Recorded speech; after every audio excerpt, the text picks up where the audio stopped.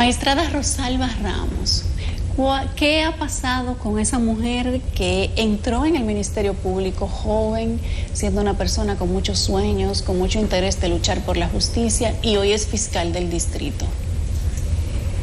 Bueno, yo siempre sigo siendo una mujer muy positiva, creyendo que todavía puedo cambiar las cosas, creyendo que todavía aporto, que quiero seguir aportando. Porque muchas veces nos pasa que ya creemos que lo hemos dado todo y que ya lo que corresponde es que se nos reconozca. Y yo creo que nosotros no debemos parar de dar, porque todos los días es una oportunidad para nosotros engrandecer y ayudar a nuestro país. El sol no dice yo tengo miles de años saliendo.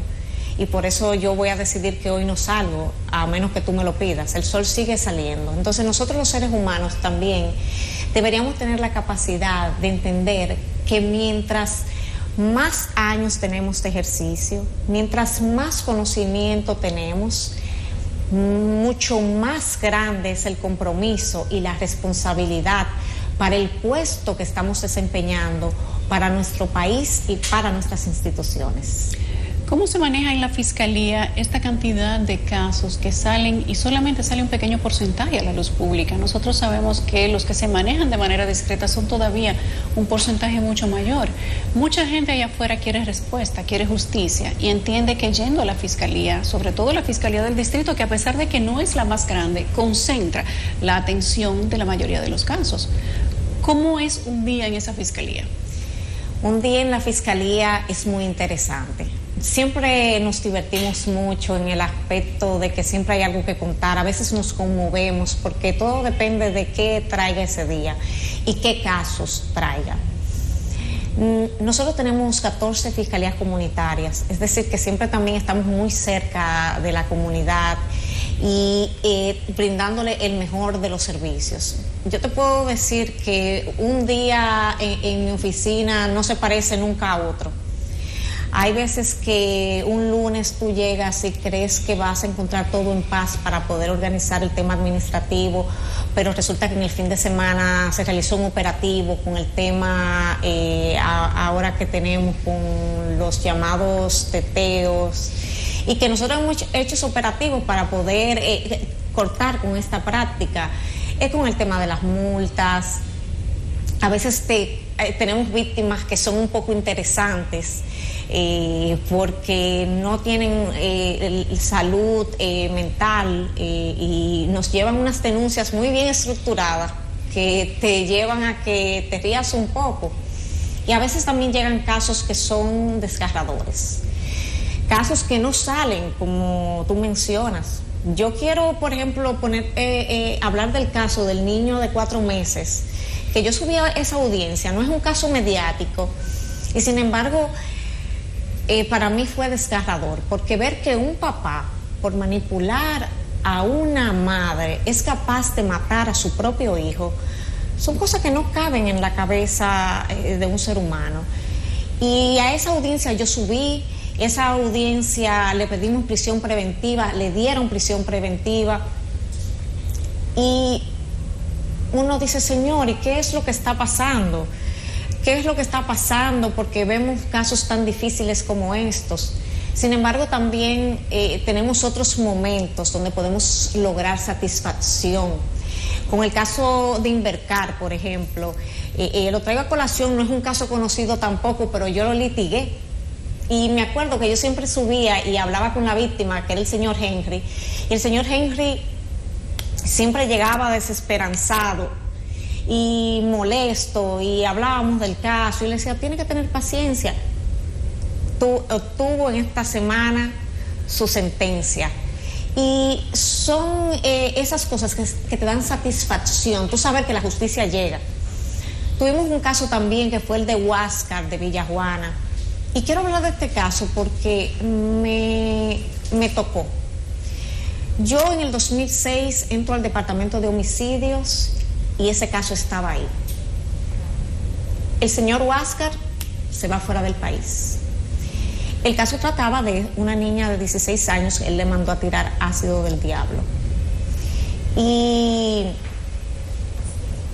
realmente llegó un momento en el que yo sentí que no iba a tener justicia. Y ahora, siendo yo la fiscal titular, trajeron al señor Huáscar, nosotras armamos nuestro caso, y digo nosotras porque formé un equipo de las magistradas Elvira, la magistrada Magalis, la magistrada María, la magistrada Catalina, que se fajaron, y siento mucho orgullo por esas mujeres, y logramos nuestro caso. Y ahí está condenado Huáscar, creyendo él que no iba, después de tantos años huyendo fuera del país, que no íbamos a obtener justicia, y ahí tenemos. Y ese es un vivo ejemplo de que la fiscalía vive sus casos, de que no importa el tiempo que pase, porque yo estoy hablando de un caso del año 2006 que vino a tener sentencia ahora. Incluso ustedes hicieron eco de esa noticia, pero la carga emocional, para mí, ese caso ha significado que yo digo, eso vale mi gestión. Si yo pude conseguir esa sentencia, ese hombre que yo recuerdo cuando yo daba mis primeros pasos en el Ministerio Público, lo recuerdo perfectamente, y ahora yo logré que con mi equipo se hiciera justicia, yo me siento realmente más que realizada, porque yo sé que esa familia, por lo menos, aunque no pueda recuperar a su hija, sabe que nosotros le dimos seguimiento hasta el último día y hasta el último momento, y que no nos rendimos. ¿Qué pasó con la víctima? ¿Murió? Sí, murió, de tan solo 16 años, porque las quemaduras fueron demasiado importantes. Tenemos algunos casos que son de la Fiscalía del Distrito que generan mucho apasionamiento de la gente. Por ejemplo, el caso de los Rosarios. Una fortuna de 13.000 millones de euros. Un monto que es más que el Producto Interno Bruto de Europa, más que el presupuesto general de República Dominicana, más de 2 décadas. 17 veces más por cada persona que lo que tiene el señor Jeff Bezos en Estados Unidos. O sea, son cifras astronómicas. Y esos ciudadanos sienten que el Estado les adeuda una cantidad porque ha habido un proceso que no se ha cumplido. Y muchos de ellos lo creen firmemente. Sí. Hemos conversado con algunos y ellos tienen una historia para sí, que es la que ellos creen. Inclusive ven al abogado representante que ahora la Fiscalía le ha dictado acto de conducencia. Nosotros le solicitamos orden de arresto. Ellos ven a esta persona como un enviado de Dios. ¿Cómo ve la Fiscalía un caso como este, que además involucra tanta gente, tanto dinero aunque sea ficticio? Claro. Y personas que se han hecho célebres popularmente. Este caso, cuando yo llegué, creí que eventualmente se iba a diluir, porque razonablemente lo ves y no entiendes cómo en una época como esta todavía existan personas que estén vendiendo quimeras a otras. Pero con el tiempo y viendo semanal, me tallaban en Twitter, siempre había una manifestación, y yo dije, vamos a darle forma a esto. Me senté con algunos de ellos y ciertamente ellos creían en la historia, creían en la fortuna, en la herencia. Y ahí yo entendí lo difícil que iba a ser esta encrucijada, porque cuando te toca asumir un caso y la víctima no lo reconoce, es muy difícil. Sin embargo, algo sucedió dentro del entorno que tal vez solamente el tiempo nos dará una respuesta, que de repente ellos comenzaron a denunciar. Y cuando vi esta oportunidad, pese a que estábamos con el tema del COVID, hice una convocatoria de manera organizada para evitar los contagios y levantamos aproximadamente 296, 295 denuncias. Un caso importante. Claro, por supuesto. Y ahí comenzamos a trabajar el caso, solicitando las certificaciones y haciendo las diligencias del lugar. Aparentemente el señor Puerto Real, viendo que ya la Fiscalía del Distrito había comenzado a construir un caso y sobre todo que las mismas víctimas nos visitaban con mucha frecuencia y no con mucha discreción, se comenzó a esconder, porque en lo particular puedo decirle que tenía un tiempo dándole seguimiento porque quería apresarlo. Cuando ya nos vimos en la necesidad de hacer los allanamientos del lugar y de comenzarle a dar forma a este proceso, fue que hicimos público la información de la orden de arresto del señor Puerto Real, y ya depositamos en el día anoche precisamente la medida contra la señora Miguelina Gómez, una de las coordinadoras que era partícipe conjuntamente con el señor Puerto Real de esta estafa masiva, porque no es solamente el señor Puerto Real quien está involucrado, él también se hacía acompañar de unos coordinadores que le ayudaban a organizar y a de algún modo tener contacto directo, tener un contacto con ellos para que ellos se sintieran con contacto directo. O sea que era una estructura. Así es. ¿O es una estructura? Él lo es. Entonces nos han llegado algunos videos de que ya el señor Puerto Real ha subido diciendo que él se va a entregar, nos mandó a dar esa información, pero él dice que lo hará cuando él sepa el por qué, porque en este momento él lo entiende como una trama política, no sé en qué sentido. Y bueno, esas son de las cosas donde uno dice, se pregunta si a veces estamos viviendo realidades paralelas o de qué se trata el asunto. Pero ya el Ministerio Público, la Fiscalía del Distrito Nacional está dándole forma a esto, seguirá haciendo los arrestos correspondientes, y es un caso que con las víctimas vamos a lograr que ya se llegue a algún lugar.